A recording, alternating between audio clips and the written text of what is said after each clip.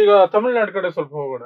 ತಮಿಳ್ನಾಡಲ್ಲಿ ನಿಮಗೀಗ ಒಂದು ಕೆಟ್ಟ ಹೆಸರು ಬರೋದು ಶುರುವಾಗಿದೆ. ಇವತ್ತು ಶುರುವಾಯ್ತು. ಡಿಎಂಕೆ ಅವರು ದಾಳಿ ಮಾಡಿದ್ದಾರೆ ನಿಮ್ಮ ಮೇಲೆ. ಹ್ಮ್ ಬೆನ್ನಿಗೆ ಚೂರಿ ಹಾಕುವವರು. ಹ್ಮ್ ಯಾಕೆಂದ್ರೆ ಟಿವಿಕೆ ಜೊತೆ ಮೈತ್ರಿಗೆ ಮುಂದಾಗಿದ್ದೀರಿ ನೀವು. ಓಪನ್ ಹಾರ್ಟ್ ಅಲ್ಲಿ ಒಪ್ಕೊಳ್ತಾ ಇದ್ರಿ. ನಾವು ಮೈತ್ರಿಗೆ ಸಿದ್ಧವಾಗಿದ್ದೀವಿ ಅಂತ. ಯಾಕಂದ್ರೆ ಟಿವಿಕೆಗೆ ಇನ್ನೊಂದು 10 ಸೀಟ್ ಬೇಕು. ಅವರು ದೊಡ್ಡ ಪಕ್ಷಗಳ ಜೊತೆ ಮಾಡ್ಕೊಂಡ್ರೆ ಅವ್ರಿಗೆ ಅಂತ ಲಾಭ ಇಲ್ಲ. ಸೊ ಕಡಿಮೆ ಸಂಖ್ಯೆಗಳಿರೋರು. ಕಾಂಗ್ರೆಸ್ 5 ಇದೆ, ಕಮ್ಯುನಿಸ್ಟ್ ಒಂದು 5 ಇದ್ದಾರೆ, ಸಿಪಿಐ ಒಂದು 5 ಇದೆ. ತಿರುಮಾವಳವನ್ಗೇನೋ ಬೇಡ ಅಂದ್ರಂತೆ ಅವರು. ಅದು ಬೇರೆ ವಿಚಾರ, ಬಿಟ್ಬಿಡಿ. ಸೊ ಈಗ ನೀವು ಟಿವಿಕೆ ಜೊತೆ ಹೋಗ್ತಿದ್ದೀರಿ. ಅದು ಸರಿನಾ? ಡಿಎಂಕೆ ಜೊತೆ ಇಷ್ಟು ವರ್ಷಗಳಿಂದ ಅಷ್ಟು ಗಾಢವಾದ ಸಂಬಂಧ ಇಟ್ಕೊಂಡು ನಿಮ್ಮ ರಾಹುಲ್ ಗಾಂಧಿ ಅವರನ್ನ ಇಡೀ ಈ ಸಿಬಿಐ ಅಂತ ಹೆರಾಲ್ಡ್ ಕೇಸಲ್ಲಿ ಅದು ಇದರಲ್ಲಿ ಕರೆದು ವಿಚಾರಣೆ ನಡೆಸ್ತಿರ್ಬೇಕಾದ್ರೆ ಡಿಎಂಕೆ ಅವರು ದೊಡ್ಡ ಮಟ್ಟದಲ್ಲಿ ಸಪೋರ್ಟ್ ನಿಂತ್ಕೊಂಡಿದ್ರು. ವೋಟ್ ಚೋರಿ ಬಗ್ಗೆ ಮಾತಾಡಿದಾಗ್ಲೂ ಸಹ ಡಿಎಂಕೆ ನಿಮ್ ಜೊತೆ ಜೋರಾಗಿ ನಿಂತಿತ್ತು. ಮೋದಿ ವಿರುದ್ಧದ ಹೋರಾಟದಲ್ಲಿ, ಕಾಂಗ್ರೆಸ್ನ ಪ್ರತಿ ಹೋರಾಟದಲ್ಲಿಯೂ ಸಹ ಡಿಎಂಕೆ ನಿಮ್ ಜೊತೆ ನಿಂತಿದೆ, ಪಾರ್ಲಿಮೆಂಟ್ ಇಂದ ಹಿಡಿದು ಬೀದಿಯವರೆಗೆ. ಸೊ ಈಗ ನೀವು ಇದ್ದಕ್ಕಿದ್ದ ಹಾಗೆ ಟಿಎಂಕೆಯನ್ನ ಪಕ್ಕಕ್ಕೆ ಸರಿಸಿ ಟಿವಿಕೆ ಜೊತೆ ಹೋಗ್ತಿದ್ದೀರಲ್ಲ, ಅದನ್ನು ಹೇಗೆ ಸಮರ್ಥಿಸಿಕೊಳ್ತೀರಿ? ಸರ್ ನೋಡಿ, ಈಗ ನಮ್ಗೆ ಬಿಫೋರ್ ಟಿವಿಕೆ ಜೊತೆ ಹೋಗುವಂತ ಅವಕಾಶಗಳಿತ್ತು, ಆದ್ರೆ ಸಂಬಂಧಗಳಿಗೆ ಬೆಲೆ ಕೊಟ್ವಿ. ಆದ್ರೆ ಅವರ ಸರ್ಕಾರದ ಮೇ ಬಿ ಒಂದು ದುರಾಡಳಿತ ಆಗಿರ್ಬೋದು ಅಥವಾ ಜನಾಕ್ರೋಶ ಆಗಿರ್ಬೋದು, ಪ್ರತಿಯೊಂದು ಈಗ ಅವರ ಸೀಟ್ನ ಸಂಖ್ಯೆಗಳು ಕಮ್ಮಿ ಆಗೋದ್ರ ಜೊತೆಗೆ ನಮ್ ಸೀಟ್ ಸಂಖ್ಯೆನೂ ಕಮ್ಮಿ ಆಯ್ತಲ್ಲ ಸರ್. ಈಗ ನಾವು ಇಂಡಿಪೆಂಡೆಂಟ್ ಆಗಿ ಹೋಗಿದ್ರು ಒಂದು ಮಟ್ಟಕ್ಕಾದ್ರೂ ನಾವು ಇನ್ನ ಹೆಚ್ಚಿನ ಸೀಟ್ನ ಗೆಲ್ಬೋದಿತ್ತು. ಉದಾಹರಣೆನ ಹೇಳುವಂಥದ್ದು, ಗೆಲ್ಬೋದಿತ್ತೇನು. ಆದ್ರೆ ನಮ್ ಕಡೆ ಸೀಟು ಕಮ್ಮಿ ಆಗಿದೆ. ಈ ಒಂದು ಕಾಂಗ್ರೆಸ್ ಯಾವತ್ತು ಪ್ರಜಾಪ್ರಭುತ್ವಕ್ಕೆ ಗೌರವ ಕೊಡುವಂಥದ್ದು. ಈಗ ಬೆನ್ನಿಗೆ ಚೂರಿ ಅನ್ನುವಂತ ಇವ್ರು ಹೇಳ್ತಾ ಇದ್ರಲ್ಲ, ಹಂಗೆ ದೇಶದಲ್ಲಿ ಚೂರಿ ಅಂತ ನೋಡಿದ್ರೆ ಯಾವ ರಾಜಕೀಯ ಪಕ್ಷಗಳು ಇರ್ತಾನೆ ಇರ್ಲಿಲ್ಲ. ಯಾಕೆ ಡಿಎಂಕೆ ಬಿಜೆಪಿ ಸಖ್ಯ ಮಾಡಿರ್ಲಿಲ್ವಾ? ಅಥವಾ ಇವತ್ತು UPA ನಮ್ಮ ಜೊತೆ ಇಂಡಿಯಾ ಒಕ್ಕೂಟದಲ್ಲಿ ಇದ್ರಲ್ವಾ? ಹಂಗಂತ ಹೇಳಿದ್ರೆ ಅವ್ರು ಬೆನ್ನಿಗೆ ಚೂರಿ ಹಾಕಿದ್ರ? ಇದು ಬೆನ್ನಿಗೆ ಚೂರಿ ಅಂತಲ್ಲ. ನಾವೇನು ಡಿಎಂಕೆ ಅವ್ರ ಸಿಂಬಲ್ ಅಲ್ಲಿ ಗೆದ್ದಿಲ್ಲ ಸರ್. ನಾವು ಗೆದ್ದಿರೋದು ಕಾಂಗ್ರೆಸ್ ಸಿಂಬಲ್ ಅಲ್ಲಿ. ಈಗ ಅಲ್ಲೊಂದು ಪಕ್ಷ ಅಧಿಕಾರಕ್ಕೆ, ಅದ್ರ ದೇಶದಲ್ಲಿ ಒಂದು ಸಂಚಲನ ಮೂಡಿಸಿ ಅಧಿಕಾರಕ್ಕೆ ಬರ್ತಾ ಇರುವಂತ ಸನ್ನಿವೇಶ. ಇವನ್ ವಿಜಯ್ ಅವರು ಸಮೇತ ಯಾವುದು ನಮ್ಮ ಒಂದು ಸ್ಟ್ಯಾಂಡ್ ಇತ್ತು, ನಾವು IT ವಿರುದ್ಧ ಅಥವಾ CBI ವಿರುದ್ಧ ಅಥವಾ GST ವಿರುದ್ಧ ಅಥವಾ ಭಾರತ್ ಜೋಡೋ ಪಾದಯಾತ್ರೆ ಮಾಡುವಾಗ ಪ್ರತಿ ಹಂತದಲ್ಲೂ ರಾಹುಲ್ ಗಾಂಧಿ ಅವ್ರಿಗೆ ಅವರ ಜೊತೆಯಾಗಿ ಅವರು ಧ್ವನಿಯಾಗಿದ್ದಾರೆ. ಯಾಕೆಂದ್ರೆ he was not A politician. But ಈ ಒಂದು ಕೇಂದ್ರ ಸರ್ಕಾರನ ಒಬ್ಬ ನಟ ಎದ್ದು ಹಾಕೊಳ್ಳೋದಿದೆಯಲ್ಲ, ಅಷ್ಟು ಸುಲಭದ ಮಾತಲ್ಲ. ಮತ್ತೆ ವಿಜಯ್ ಅವರು ನನಗೆ ಬಹಳ ಹೆಮ್ಮೆ ಅಂದ್ರೆ ಕಾಮರಾಜ್ ಅವರ ಫೋಟೋನ ಅವರ ಪ್ರತಿ ಪ್ರಚಾರದಲ್ಲಿ ಬಳಸ್ಕೊಂಡ್ರು. ಕಾಮರಾಜ್ ಅವರು ಕಾಂಗ್ರೆಸ್ ಮ್ಯಾನ್, ಸೊ ಅಲ್ಲಿದ್ದ ಮುಖ್ಯಮಂತ್ರಿ ಆಗಿದ್ರು. ಇವತ್ತು ಬಾಬಾ ಸಾಹೇಬ್ರು ಚಿಂತನೆಯನ್ನ ಗೌರವಿಸೋದು ಕಾಂಗ್ರೆಸ್. ಅವರು ಒಂದ್ ರೀತಿ ದ್ರವಿಡಿಯನ್ ನಲ್ಲಿ ಒಂದು ವಿಶೇಷ ಮೂವ್ಮೆಂಟ್ ರೀತಿ ಪೆರಿಯಾರ್ ಅವರು, ಬಾಬಾ ಸಾಹೇಬ್ರು, ಕಾಮರಾಜ್ ಅವರು, ಈ ಒಂದು ಫೋರ್ಸ್ ಗಳಲ್ಲಿ ಅವ್ರು ಅಂದ್ರೆ ನಮ್ಮ ಒಂದು ಸಿದ್ಧಾಂತಕ್ಕೆ ಹೋಲುವಂತ ಸೇಮ್ ಫೋರ್ಸ್ ಇವತ್ತು ಒಂದು ರಾಜ್ಯದ ಒಂದು, ಹಾಗಂದ್ರೆ ಅರಾಜಕತೆ ಮಾಡ್ಬಿಡೋದ ಸರ್. ಪ್ರಜಾಪ್ರಭುತ್ವ ವ್ಯವಸ್ಥೆ ಇಷ್ಟು ವೋಟಿಂಗ್ ಎಲ್ಲ ಆಗಿ ಒಂದು ಈಗ ಇವರು DMK ಕೈಲಿ ಸರ್ಕಾರ ಮಾಡೋದಕ್ಕೆ ಆಗ್ತಾ ಇದೆಯಾ? ಪ್ರಾಕ್ಟಿಕಲಿ ನೋಡೋಣ. ಅಥವಾ AIDMK ಹತ್ರ ಏನಾದ್ರು ಸರ್ಕಾರ ಮಾಡೋದಕ್ಕಾಗ್ತಾ ಇಲ್ಲ. ಸಂಖ್ಯೆಗಳು ಎಷ್ಟಿದೆ ಅಂತ ಗೊತ್ತು. ಒಂದು ಪಕ್ಷ ನಮ್ಮದೇ ಆದಂತ ಸಿದ್ಧಾಂತ, ಜಾತ್ಯತೀತ ನಿಲುವು, ಸಂವಿಧಾನವನ್ನು ಗೌರವಿಸುವಂತ ಮನಸ್ಥಿತಿ ಇಟ್ಕೊಂಡಿರ್ತಕ್ಕಂಥ ವಿಜಯ್ ಅವರು ಇದಕ್ಕೆ ಕಾಂಗ್ರೆಸ್ ಒಂದು ಬೇಷರತ್ತಾಗಿ ಬೆಂಬಲವನ್ನು ಕೊಡ್ತು. ಇದು ಸಂವಿಧಾನದ ಪ್ರಜಾಪ್ರಭುತ್ವದ ಉಳುವಿಗೆ. ಇದನ್ನ ನೀವು ಬೆನ್ನಿಗೆ ಚೂರಿ ಅಂತಂದ್ರೆ, ಇಲ್ಲಿ ನಾವು ಯಾರೋ ನಿತೀಶ್ ಕುಮಾರ್ ನಮ್ಮ ಹತ್ರ ಬಂದಿದ್ರಲ್ವಾ, ಹಂಗ ಹೋದ ತಕ್ಷಣ ನಾವೇ ಬ್ಯಾಕ್ ಸ್ಟಾಬರ್ ಅಂತ ಹೇಳಕ್ ಆಗುತ್ತಾ? ಇವ ಹೋಗಿಲ್ಲ ಅವ್ರ ಜೊತೆ. ಇದೇ ಯಡಿಯೂರಪ್ಪನವ್ರಿಗೆ ಕುಮಾರಸ್ವಾಮಿ ಅದನ್ನ ವಚನಭ್ರಷ್ಟ ಅಂತ ಅವ್ರಂದ್ರು, ಅದನ್ನು ಬ್ಯಾಕ್ ಸ್ಟಾಬ್ ಅಂತ ಹೇಳದ? ಅಥವಾ ನಮ್ ಜೊತೆ ಈಗ ಇವ್ರು ಅಧಿಕಾರಕ್ಕೆ ಬಂದಿರೋದು BJP ಅವರು ಮಾತಾಡ್ತಾರಲ್ಲ ಎಂತದ್ದು ಬೆನ್ನಿಗೆ ಚೂರಿ ಅಂತ. ಇವರು MLA ಕಳ್ತನ ಮಾಡ್ಕೊಂಡು ಹೋದ್ರಲ್ಲ, MLA ಡಕಾಯಿತಿ ಮಾಡ್ಕೊಂಡು ಹೋದ್ರಲ್ಲ 2008ರಲ್ಲಿ. ಇವತ್ತು ಅದೆಂತದ್ದು ಈ MLA ಎಲ್ಲಿ ನಮ್ಮಿಂದ ತಪ್ಪಿಸ್ಕೊಂಡು ಹೋಗ್ತಾರೆ ಅಂತ ಒಂದೊಂದು CD ಮಾಡಿಸ್ಕೊಂಡಿದಾರಲ್ಲ. ಯಾವ CD ಅನ್ನೋದನ್ನ ನಾನು ಹೇಳುದಿಲ್ಲ. 17 ಜನರು ಸ್ಟೇ ಏನೋ ತಗೊಂಬಂದಿದ್ದಾರಲ್ಲ. ಇಂಥವೆಲ್ಲ ನೀವು ಮಾಡೋ ಅಂತವ್ರು. ನಾವೆಲ್ಲಿ ಒಂದು ಪ್ರಜಾಪ್ರಭುತ್ವ ವ್ಯವಸ್ಥೆ ಉಳಿಯೋದಕ್ಕೋಸ್ಕರ ಒಂದು ಸಂವಿಧಾನದ ಒಂದು ಅದನ್ನ ರಕ್ಷಣೆ ಮಾಡುವಂತ ಉದ್ದೇಶದಿಂದ ಡೆಫಿನೆಟ್ಲಿ ಕಾಂಗ್ರೆಸ್ ಪಕ್ಷ ಬೇಷರತ್ತು ಬೆಂಬಲವನ್ನ ವಿಜಯ್ ಅವರಿಗೆ ಕೊಟ್ಟಿರ್ತಕ್ಕಂಥದ್ದು 100ಕ್ಕೆ 100 ಸತ್ಯ. ಸೊ ಅದರಲ್ಲಿ ಯಾವುದೇ ರೀತಿಯಾದಂತ ಮುಜುಗರ ಪಡುವಂಥದ್ದು ಏನೂ ಇಲ್ಲ.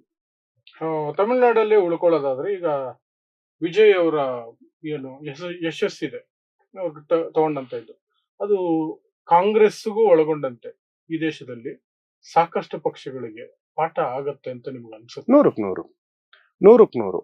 ಈಗ ಬೇರೆ ಬೇರೆ ಪಕ್ಷಗಳು ಅಸ್ತಿತ್ವಗಳಿಗೆ ಬಂದಿರೋದನ್ನ ಉಲ್ಲೇಖ ಮಾಡೋಣ. ಉದಾಹರಣೆ ಈಗ TMC ಏನಂತಂದ್ರೆ, ಒಂದಲ್ಲಿ ಕಮ್ಯುನಿಸ್ಟ್ ಅವ್ರನ್ನ ತೆಗಿಬೇಕು ಅಂದ್ರೆ, ನಾ ಹೇಳಿದ್ನಲ್ಲ BJP ಈಗ ಅವ್ರನ್ನ ನಾಶ ಮಾಡಿ ಇವಾಗ TMC ನಾಶ ಮಾಡೋದಕ್ಕೆ ಹೊರಟಿದೆ. ಅಥವಾ ಶರದ್ ಪವಾರ್ ಅವ್ರ ಪಾರ್ಟಿ ಯಾವುದು NCP, ಅವ್ರು ಶರದ್ ಪವಾರ್ ಕಾಂಗ್ರೆಸ್ ಇಂದ ಹೊರಗಡೆ ಬಂದು ಒಂದು ಪಕ್ಷ ಕಟ್ಟಿದ್ರು. ರಾಜಕೀಯ ಹಿನ್ನೆಲೆ ಇತ್ತು, ರಾಜಕೀಯ ಉದ್ದೇಶ ಇತ್ತು. ಮಮತಾ ಬ್ಯಾನರ್ಜಿ ಅವ್ರಿಗೂ ಶರದ್ ಪವಾರ್ ಅವ್ರಿಗೂ ಅಥವಾ ಇನ್ಯಾವುದೇ ಪಕ್ಷಗಳು ಇವತ್ತು ಸಪರೇಟ್ ಆಗಿ ದೇಶದಲ್ಲಿ ಅಸ್ತಿತ್ವಕ್ಕೆ ಬಂತು ಅಂತ ಹೇಳಿ. ಹಾಗೇನೆ ಇವತ್ತು ನಾವು ಶರದ್ ಪವಾರ್ ಪಾರ್ಟಿನೂ ನೋಡೋದಕ್ಕೆ ಹೋದ್ರೆ ಅದನ್ನೂ ಸಮೇತ ಹೆಬ್ಬಾವಿನ ನುಂಗಿ ಏಕನಾಥ್ ಶಿಂದೆ ಬಣ ಮತ್ತೆ ಅಜಿತ್ ಪವಾರ್ ಅವರು ಬಣ ಅಂತೆಲ್ಲ ಮಾಡಿ ಅವ್ರನ್ನೂ ನಶಿಸ್ಬೇಕು ಅಂತೇಳಿ ಇವ್ರು ಥಿಂಕ್ ಮಾಡ್ತಾರೆ ಯಾರು BJP ಅವರು. ಹಾಗೇನೆ ಅರವಿಂದ ಕೇಜ್ರಿವಾಲ್ ಅವ್ರದ್ದು ಪಟಾಲಮನ್ ಟೀಮ್ ಬಂತಲ್ಲ, ಅಣ್ಣಾ ಹಜಾರೆ ಅವರು, ಕಿರಣ್ ಬೇಡಿ ಅವರು, ಇವರು ಅಷ್ಟೇನೆ. ನಾ SDP ಯಾವ ತರ ಹೇಳಿದೆ, BJPಯ ಕೂಸ್ ಅಷ್ಟೇನೆ, ಅದ್ರಲ್ಲಿ ಏನ್ ವಿಶೇಷತೆ ಇರ್ಲಿಲ್ಲ. ಏನ್ UPA 2 ಮೇಲೆ ಬರೋ ಎಲ್ಲಾ ಆಪಾದನೆಗಳು ಸುರೇಶ್ ಕಲ್ಮಡಿ ಅವ್ರ ಮೊನ್ನೆ ಎಲ್ಲಾ ಖುಲಾಸೆ ಹೊರಗಡೆ ಬಂದ್ರಲ್ವಾ ಸರ್, ಯಾವುದು ಕಾಮನ್ವೆಲ್ತ್ ಗೇಮ್ದು, ಇವತ್ತಿಗೂ ಪ್ರೊಪಗಂಡ ಮಾಡ್ತಾನೆ ಇದ್ದಾರೆ. ವಾಟ್ ಎವರ್, ಇವತ್ತು BJPಯ ಮನಸ್ಥಿತಿ ನಾಶ ಮಾಡುವಂಥದ್ದು ಹಾಗಲ್ಲ. ಏನೊಂದು ನಮ್ಮ ಒಂದು ಆಂಬಿಷನ್ ಏನಿದೆ, ಸೊ ಅದೇ ಪ್ರಕಾರ ನಾವು ನೋಡ್ತಾ ಹೋದಾಗ ನಾವು ವಿಜಯಕ್ಕೆ ಬಂದಾಗ, ವಿಜಯ್ ಅನ್ನುವಂಥ ವ್ಯಕ್ತಿ, ನಾವು ಏನೋ ಕೇಜ್ರಿವಾಲ್ದು ವಿಚಾರ ತಗೊಂಡ್ರಿ ಅಥವಾ ಮಮತಾ ಬ್ಯಾನರ್ಜಿ ಅವ್ರು ತಗೊಳ್ಳಿ ಅಥವಾ ಶರದ್ ಪವಾರ್ ವಿಚಾರ ತಗೊಂಡ್ರೆ, ಈಸ್ ಟೋಟಲಿ ಡಿಫ್ರೆಂಟ್. ಹೌದು, ಪಾಠ ಪ್ರತಿಯೊಬ್ಬರಿಗೂ. ಒಬ್ಬ ಮನುಷ್ಯ ಏನೂ ಗೊತ್ತಿಲ್ದಂಗೆ ಒಂದು ಕೊನೆ ಪಕ್ಷ ಈ ಕೆರೆನಲ್ಲಿ ಒಂದು ಈ ಬಿಂದು ಬಿದ್ದಾಗ ಟಪಕ್ಕಂತ ಆಗಿ ಅಲ್ಲಿ ಕಲಕುತ್ತದಲ್ಲ, ಆ ಥರನೂ ಯಾರು ಅನ್ಕೊಂಡಿರ್ಲಿಲ್ಲ. ಆದ್ರೆ ಇದು ಸುನಾಮಿ ನುಗ್ಗಿದ್ದು ಈ ಫೋರ್ಸ್ ಅಲ್ಲಿ.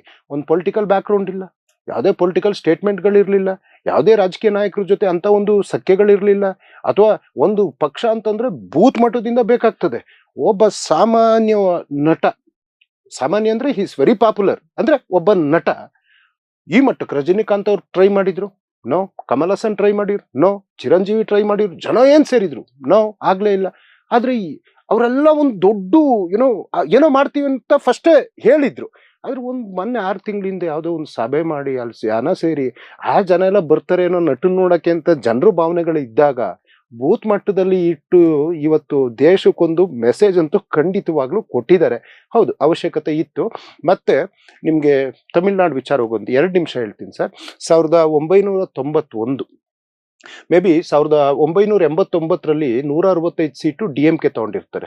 ಅಷ್ಟೊತ್ತಿಗಾಗ್ಲೇ ಇವ್ರ ಗತ್ಸೆ ಆಗಿರುತ್ತೆ MGR ಅವರು.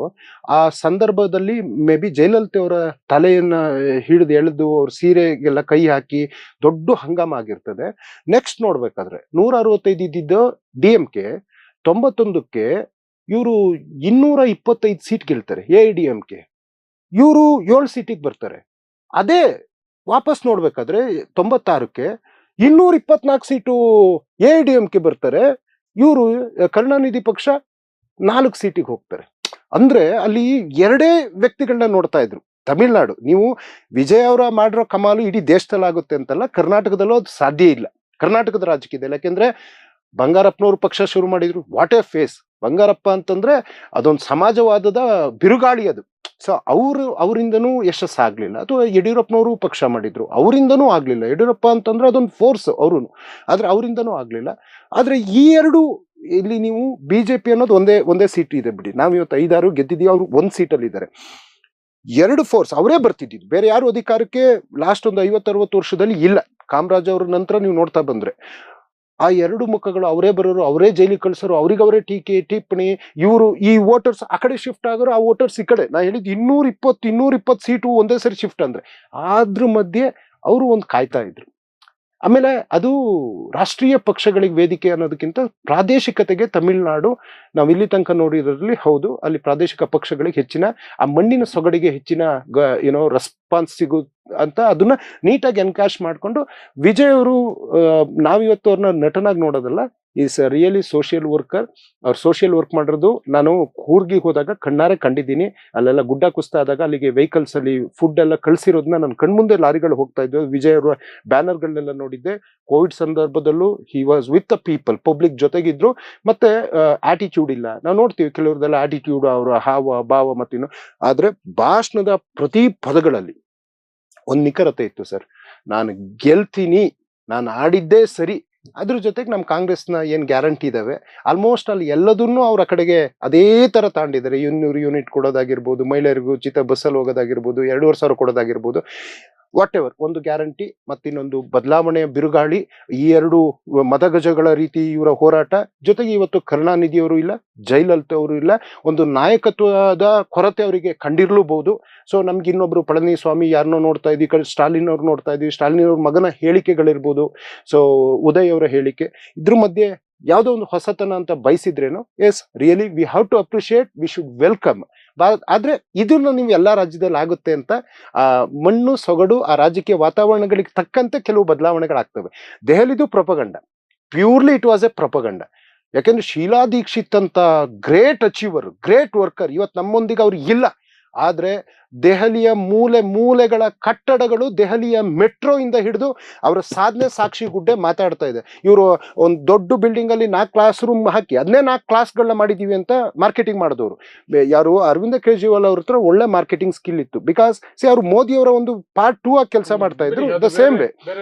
ಎಸ್, ಇವತ್ತು ತಮಿಳ್ನಾಡು ವಿಚಾರವಾಗಿ ಎಸ್ ಆ ಮಣ್ಣಿನ ಇದ್ರ ಗುಣದಲ್ಲಿ ಆ ಒಂದು ಹೊಸತನಕ್ಕೊಂದು ಅವಕಾಶವನ್ನ ಮಾಡಿಕೊಟ್ಟಿದ್ದಾರೆ. ವಿ ಶುಡ್ ಅಪ್ರಿಶಿಯೇಟ್ ಅಷ್ಟೇ. ಸೊ ಕಾಂಗ್ರೆಸ್ ವಕ್ತಾರರು ವಿಜಯ್ ಅವರನ್ನ ಇವತ್ತು ತುಂಬಾನೇ ಹೊಗಳ್ತಿದ್ದಾರೆ. ಯಾಕಂದ್ರೆ ಅವರು ಮೈತ್ರಿಯಲ್ಲಿ ಆಗೋ ಸಾಧ್ಯತೆಗಳಿರೋದ್ರಿಂದ ನಾಳೆ ಅದೇ ವಿಜಯ್ ಬಿಜೆಪಿ ಜೊತೆ ಮೈತ್ರಿ ಮಾಡ್ಕೊಂಡ್ರೆ ಇದೇ ಮಾತಿರುತ್ತಾ ಅನ್ನೋದನ್ನ ನೋಡೋಣ. ಸರ್ ಇನ್ನೊಂದು ಇದೆ ಸರ್ ನೋಡಿ, ಈಗ ಮಮತಾ ಬ್ಯಾನರ್ಜಿ ಅವ್ರ ವಿರುದ್ಧ ನಾನು ಏನಾದ್ರು ಹೇಳೋದಕ್ಕಾಗುತ್ತಾ? ನಾನು ರಾಜಕೀಯವಾಗಿ ಮಾತಾಡ್ಬೇಕು. ನಾನು ಬಾಯಿಂದ ಯಾವ್ದಾದ್ರು ಒಂದು ಪದ ಬಳಸ್ಬೇಕಾದ್ರೂ ಯೋಚನೆ ಮಾಡ್ಬೇಕಾಗ್ತದೆ. ವಿ ಶುಡ್ ರೆಸ್ಪೆಕ್ಟ್ ಅಷ್ಟೇನೆ. ಸಿ ವಿಜಯ್ ಅವರ ಮನಸ್ಥಿತಿ, ಅವರು ಬಂದಿರೋ ರೀತಿ ನೋಡಿದ್ರೆ he never change is thought. ಮತ್ತೆ ಆಯ್ತು, ಬೇರೆ ಯಾವ್ದೇ ರಾಜಕಾರಣಿ ಈ ದೇಶದಲ್ಲಿ ಸರ್ ಅಷ್ಟು ಸೀಟ್ ತಗೊಂಡಾಗ ಇಲ್ಲಿ ಕುಮಾರಣ್ಣ ಪಾರ್ಟಿ ನೋಡ್ತಿರಲ್ವಾ, ನಮ್ಮ ಹತ್ರಕ್ ಬಂದ್ರು, ಓಕೆ, ಆ ಕಡೆ ಬಿಜೆಪಿ ನಮ್ಮಪ್ಪ ಹಾಸ್ಪಿಟ್ಲಲ್ಲೇ ಮಲ್ಕೊಂಡಿರು ನಾವು ಬಿಜೆಪಿ ಜೊತೆ ಹೋದಾಗಂತ. ಇವತ್ತು ದೇವೇಗೌಡರಲ್ಲಿ ಜಾತ್ಯಾತೀತ ಅನ್ನೋದಕ್ಕೆ ಒಂದು ಬೆನ್ನಿಗೆ ಚೂರಿ ಹಾಕಿ ಇವತ್ತು ಕೋಮುವಾದಿ ಪಕ್ಷದ ಜೊತೆ ಸೇರ್ಕೊಂಡಿಲ್ವಾ ಸರ್? ಇಲ್ಲೇ ಈ ಭೂಮಿನಲ್ಲೇ ನೀವು ಉತ್ತರ ನೋಡ್ಬೋದು. ಹಾಗಲ್ಲ, ಆ ವ್ಯಕ್ತಿ ಒಂದು ಇಂಟೆನ್ಷನ್ ಇಟ್ಕೊಂಡು ಪೊಲಿಟಿಕ್ಸ್ ಅಲ್ಲಿ ಇದ್ದಾರೆ.